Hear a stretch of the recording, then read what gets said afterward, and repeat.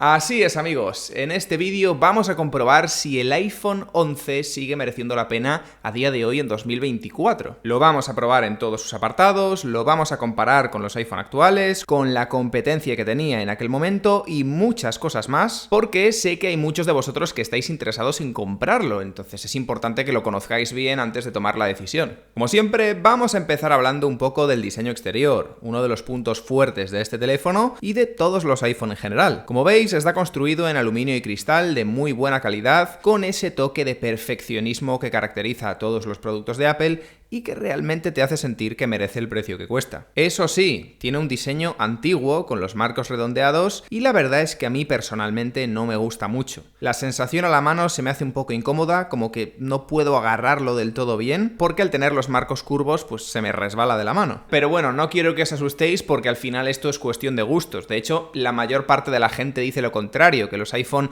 con los marcos curvos eran mucho más cómodos, mucho más agradables, entonces pues no lo sé, dependerá de cada persona, pero eso, en mi caso, teniendo iPhone con los marcos planos y iPhone con los marcos curvos, yo definitivamente me quedo con los marcos planos. Pero bueno, continuamos con el apartado de rendimiento, hablando del procesador para ser exactos. En este caso cuenta con el chip A13 Bionic, que a pesar de tener ya, como dije antes, más de 4 años de edad y de haber sido superado por el A14, por el A15, por el A16 y por el A17, sigue siendo un procesador muy rápido y muy bien optimizado. Así que obviamente pues el rendimiento y la fluidez que os vais a encontrar pues son muy buenos. No hay juego que se le resista, no hay aplicación que se le resista, todo funciona súper bien. La única pega que le pondría es que al tener una pantalla de tan solo 60 Hz no se termina de sentir tan rápido como su competencia directa en Android, que es el Galaxy S20, a pesar de que los dos teléfonos tienen más o menos la misma potencia. Que por cierto, no tiene nada que ver con el procesador, pero es súper importante que lo sepáis. Ahora mismo el iPhone 11 tiene un pedazo de precio en Amazon. Os he dejado un enlace abajo en la descripción y os recomiendo que al final del vídeo le vayáis a echar un vistazo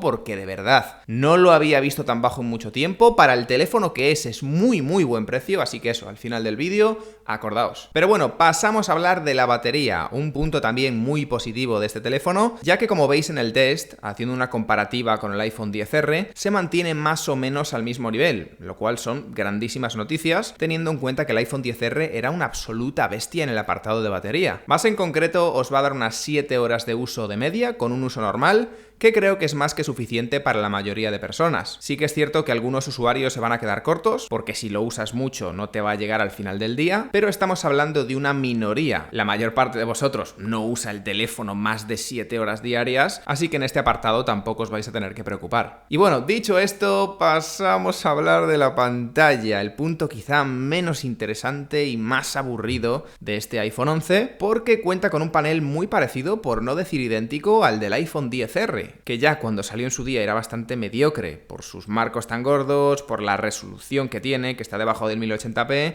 y porque ni siquiera tiene un panel OLED. Y obviamente si cuando salió ya flojeaba un poco, a día de hoy pues todavía peor. Eso sí, estas cosas que acabo de decir de la pantalla solamente las vais a notar si sois, como yo, muy fans de la tecnología o si tenéis teléfonos más modernos para compararlos, pero está demostrado, de hecho con un test que se hizo hace unos años poniendo una pantalla de 1080 y otra pantalla 720 y con calidades muy distintas en el panel, que la mayor parte de usuarios no nota estas diferencias. Entonces, si te consideras un usuario normal, que no te importe, que no te eche para atrás que la pantalla sea un poquito peor de lo normal en el iPhone 11, porque pues lo más probable es que ni siquiera lo vayas a notar. Lo único que realmente me fastidia es que, como os dije antes, este teléfono cuenta con una pantalla de 60 Hz, que durante muchos años ha sido el estándar y que a mucha gente le parece suficiente, pero que cuando la pones al lado de un teléfono con 120 Hz te das cuenta de que sí que se nota, y una vez te acostumbras a este extra de fluidez es muy difícil volver atrás. Y dicho esto, pasamos ya al apartado más importante de este iPhone 11, que obviamente son las cámaras, que de hecho, como veis, estoy grabando ahora mismo con la cámara principal de este teléfono y se ve muy bien. A 4K, 30 FPS, tenemos muy buenos colores, buen rango dinámico. La verdad es que me ha sorprendido mucho la calidad en general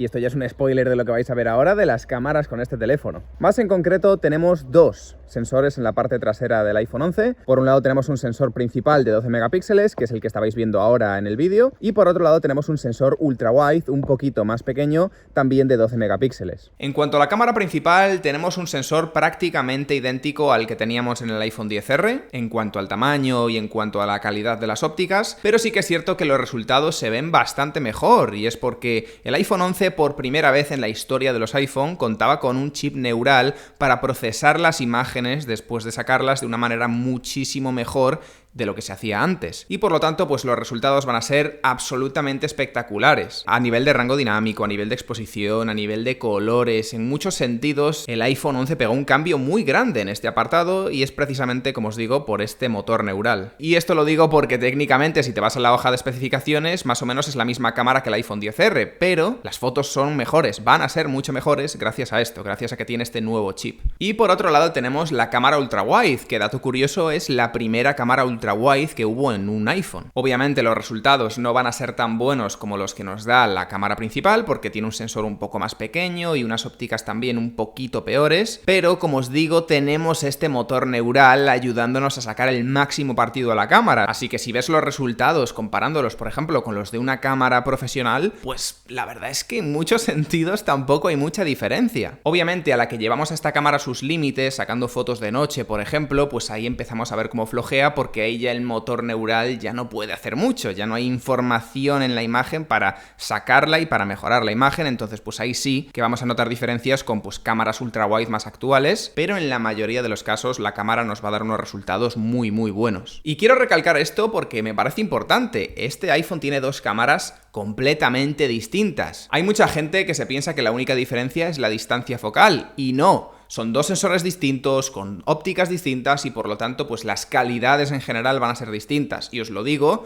porque pues la principal es mucho mejor y muchas veces conviene, aunque prefieras por el contexto usar la ultra wide, usar la principal porque es mucho mejor. Y obviamente no me podía olvidar de la cámara selfie, que también ha sido mejorada con respecto al modelo anterior. Ahora tenemos un sensor más grande, tenemos de hecho un poquito más de desenfoque de fondo, mucho más rango dinámico que antes. De hecho, dato curioso, este es el mismo sensor que usa el iPhone 12, el iPhone 13 y el iPhone 14, incluso creo que el iPhone 15 también para su cámara selfie, así que en temas de calidad está bastante actualizado con respecto a los modelos actuales. Así que, conclusión, ¿merece la pena comprar este teléfono grandioso que es el iPhone 11 en 2024? Pues yo creo que sí, honestamente, creo que merece mucho la pena porque el precio que tiene, tan bajito como os dije antes, y el paquete que trae de especificaciones, de calidad de construcción, de cámaras, la verdad es que honestamente me parece brutal. Entonces, no te puedes equivocar. Si compras este teléfono,